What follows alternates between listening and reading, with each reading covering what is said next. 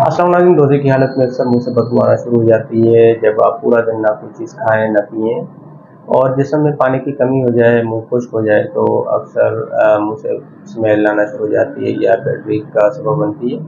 लेकिन अगर आप चाहते हैं रोज़े की हालत में भी आपके मुँह से बदबू ना आए और रमज़ान के बाद भी ना आए तो चंद चीज़ों पे, चंद टिप्स पे आप अमल करें। आप सहरी के बाद और रात को सोने से पहले लाज़मी तौर पे ब्रश कर लिया करें। ज़ुबान को अच्छे तरीके से साफ़ कर लिया करें।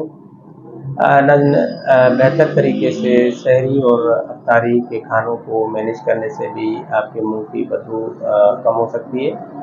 मसलन सुबह सहरी के टाइम पे अगर आप चिकनाहट वाली चीज़ें कम इस्तेमाल करें, मिठास से परहेज़ करें या दूध से बनने वाली जितनी भी प्रोडक्ट्स हैं सिवाय दही के आप ना इस्तेमाल करें और ज़्यादा मसालेदार चीज़ें या स्पाइसी चीज़ों से आप परहेज़ करें, क्योंकि ये जब आप खाते हैं तो इनकी तासीर देर तक आपके मुँह के अंदर रहती है और यही चीज़ बैक्टीरियाज़ को लुभाती है, उनको अट्रैक्ट करती है। जब ये खाते रहते हैं और फिर बाद में मल करते हैं या वेस्टेज करते हैं तो फिर बाद में ये बदबू का सबब बनती हैं चीज़ें।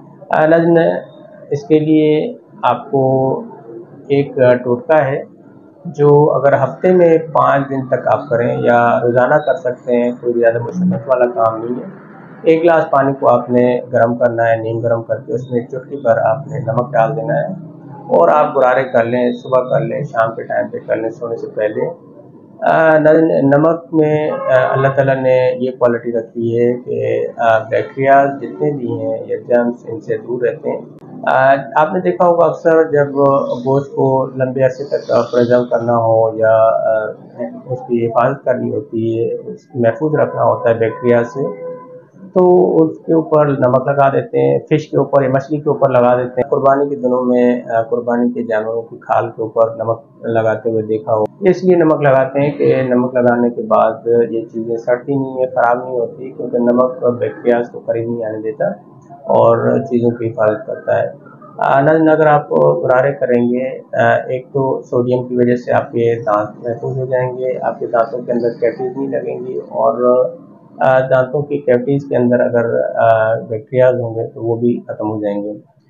वैसे भी मुंह की बदबू ना तो आपको तकलीफ देती है, ना ही आपके इर्द-गिर्द के लोगों को तकलीफ देती है। सिर्फ लोग आपसे थोड़ा सा दूर होने की कोशिश करते हैं और चंद मैनर्स हैं, चंद आदाब हैं, इनके ऊपर लाज़मी अमल करना चाहिए। मसलन लोगों के सामने बड़ा सा मुँह खोल के लंबी-लंबी साँस नहीं लेना चाहिए। उनके सामने खाँसना नहीं चाहिए, छींकना नहीं चाहिए, हाथ रखना चाहिए मुँह के ऊपर और रुमाल रखना चाहिए नाक के ऊपर और नाक के अंदर उँगली डाल के लोगों के सामने साफ़ नहीं करें। ये सामाजिक क्राइम है, थोड़ा-सा इनसे अवॉइड करें। आप कोशिश करें कि साइड में जाके आप ज़रूरियात की ये चीज़ें करें। अपना अपनी फैमिली का ख्याल रखें। अल्लाह हाफ़िज़।